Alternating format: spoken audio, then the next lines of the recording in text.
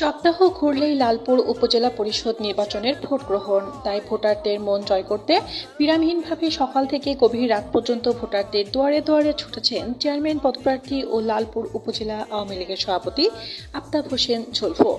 রবিবার দিনব্যাপী উপজেলার এবি ইউনিয়নের প্রত্যেক বাজারে মোড়ে মোড়ে পাড়া মহল্লাতে ও তিলকপুর দুরদুরিয়াতে দোয়াত কলম প্রতীকে ভোট চেয়ে গণসংযোগ করেন তিনি। লালপুরবাসীর সকল ভোটার ভাই মা বোনদের কাছে আবেদন, আপনারা আমাকে একটিবার, আমার জীবনের প্রথম ভোট, দীর্ঘ সময় দলের কাজ করেছি, আমাকে একটিবার দোয়াত কলমে ভোট দিয়ে লালপুরবাসীকে সেবা করার সুযোগ দিবেন। আমি নির্বাচিত হলে লালপুর উপজেলায় মাদক সন্ত্রাস চাঁদাবাদ মুক্ত একটি মডেল উপজেলা যাতে করতে পারি, সেই জন্য আমাকে আপনাদের ভোট চাই দোয়াত কলমের পক্ষে। এ সময় দোয়াত কলম প্রতীকে গণজোয়ার সৃষ্টি হয়েছে বলে জানান আওয়ামী লীগের এই বর্ষিয়ান নেতা। আমার নেত্রী মাননীয় প্রধানমন্ত্রী শেখ হাসিনা, আমার রাজনৈতিক আদর্শ জাতির পিতা বঙ্গবন্ধু শেখ মুজিব।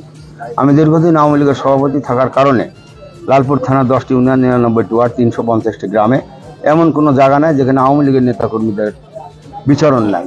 আর সেই কারণে আজকে আমার পক্ষে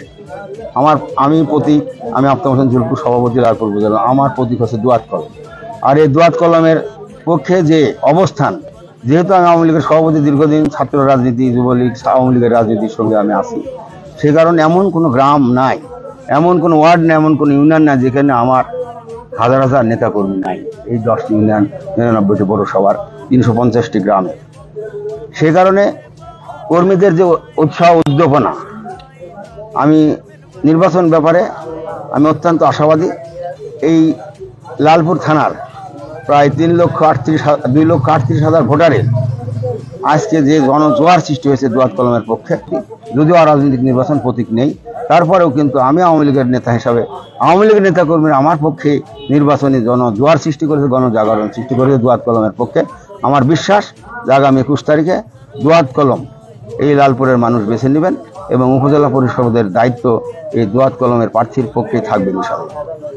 এ সময় অন্যান্যের মধ্যে উপস্থিত ছিলেন লালপুর উপজেলা আওয়ামী লীগের সাবেক যুগ্ম সাধারণ সম্পাদক গোলাম কাউসার, সাবেক সাংগঠনিক সম্পাদক খায়রুল বাশার ভাদু, জেলা আওয়ামী লীগের সাবেক সদস্য অধ্যাপক আমজাদ হোসেন, লালপুর ইউনিয়ন পরিষদের চেয়ারম্যান আবু বকর সিদ্দিক পলাশ, এবি ইউনিয়নের সাবেক চেয়ারম্যান আব্দুল সাত্তার মৃধা, ফাউন্ডেশনের পরিচালক সুমি আক্তার প্রমুখ।